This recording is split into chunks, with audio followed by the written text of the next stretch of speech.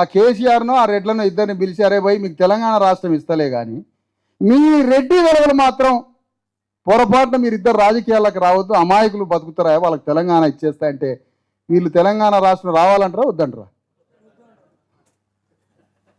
ఈ అవలగాన్లు రాజకీయం తెలంగాణ వాదమా వీళ్ళ తెలంగాణ వాదమా? ఎంటైర్ తెలంగాణ ఉద్యమంలో 1970 తెలంగాణ ప్రజా సమితి అనే సమయంలో, చెన్నారెడ్డి టైంలో, కేసీఆర్ టైంలో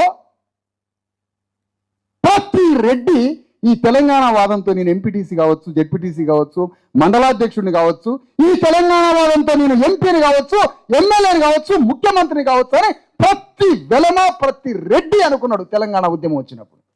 కానీ మొత్తం బీసీఎస్సీ ఎస్టీలు తెలంగాణ వచ్చేసార్లు మా జీవితం బాగుపడింది, తెలంగాణ వచ్చేసార్లు మా జీవితం బాగుపడింది అని మనం అనుకున్నాం. మనం ఒక్కలం కూడా ఈ తెలంగాణ వాదం అనే వాదాన్ని వాడి మనం చట్టసభల్లోకి, అసెంబ్లీలోకి, పార్లమెంట్లోకి పోవాలని ఏ ఒక్క బీసీఎస్సీ ఎస్టీ అనుకోలే. కానీ ప్రతి రెడ్డి వెలమ ఈ వాదంతో మనం రాజకీయంగా అసెంబ్లీలో, పార్లమెంట్లో పోవచ్చు అనుకున్నారు. అది జరిగిందిగా, పొరపాటు జరిగిందా లేదా? కానీ ఇప్పుడు వస్తున్న తెలంగాణ బీసీఎస్సీ ఎస్టీ వాదంతో మీరందరూ అనుకోండి మీ ఎమ్మెల్యేలతో, ఎంపీలతో ఈ వాదంతో